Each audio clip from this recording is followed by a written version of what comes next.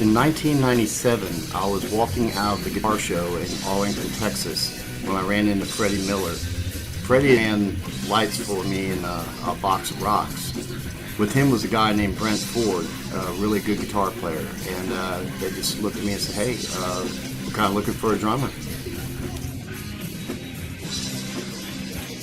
The first couple times we got together were over at Freddie Miller's house over in West Fort Worth.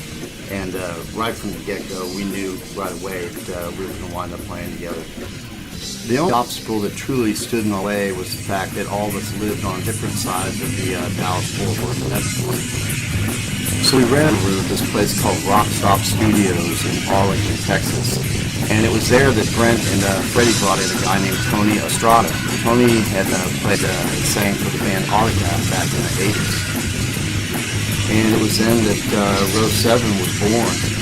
Row 7 was just full of high energy. I mean, it was just, everything was loud, it was fast, and we were just full of pump, man. Plenty of energy in this band. There were also a lot of other real-known bands that were in the same studios. We had Axis next door to us, and Spoon-Fed Tribe, Hanover Fist, Pull, just to name a few.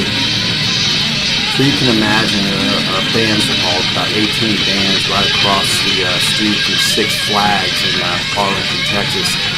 Man, we were just having a blast, and every night was just like one big party. And all the bands got together, and we all got along so well. It was really, really a lot of fun times back at the Rock Stop Studios in 1997. I'll never forget those times. It was hot, but man, we really, really had a really good time playing in those studios. Right around the corner from our rehearsal studio was a band called Hangar 18. And Hangar 18's singer, Harry McGruder, would come and hang out with our band an awful lot. Harry was an incredibly talented guy. He was drawing all these flyers for their band, and he was really quite a really good artist as a singer.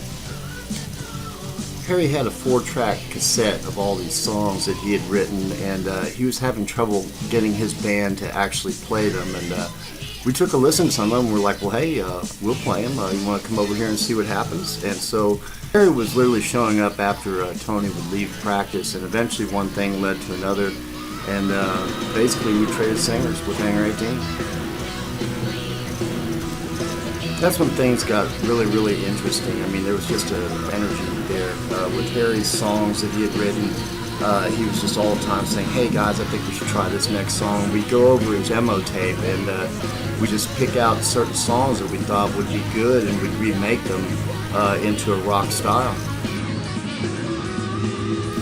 All of us were real excited at this point because of the music we were writing. Even though we lived on 4 different sides of the Dallas-Fort Worth metroplex, we basically got together and played every night. We drive about 45 minutes to an hour apiece to meet in Austin, Texas to play every night.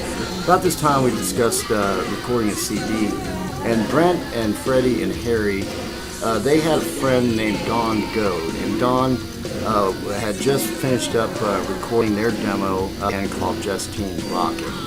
And anyway, they had converted back Don's home into a studio, so we negotiated with them to do our recording. And back then, I had a used drum set, and I'll never forget the day I first showed up with that drum set to Don's house. I'd never met the guy before, and here comes this guy with a mohawk. It looked like he'd been up for weeks. He came out, he saw the size of the drum set, he started going, no, this will never work, and I'm freaking out. Then I started hearing bang, bash, boom. I'm like, I asked Brett, what is he doing? He said, I don't know, he's smashing out a wall with an axe. A few minutes later, he appeared in the hallway and said, well, I took care of that problem. We said, what problem is that? I was a little freaked out. He said, well, it comes to fit now. Basically, it just knocked out a wall to make the drum booth a little bigger. Later on, those same sessions, the headphones kept falling off my head, and he actually came on and said, here, come here, and he put it around my head and duct taped the headphones to my head. What is kind of funny, years later, out of everybody around that crew and around the band, well, the sound guy, Don, turned out to be the most successful. Ironically, today he is the director of the facility of Centacor in Fort Worth, and it really warms my heart to think of all the good he's done, because I mean he certainly had enough experience back then. I knew him back then, And today he's a new man and he's spreading that to other people. I think that's great. Playing for Bad Obsession was one of the wildest times of my life. It's just impossible to describe all the adventures that band went on.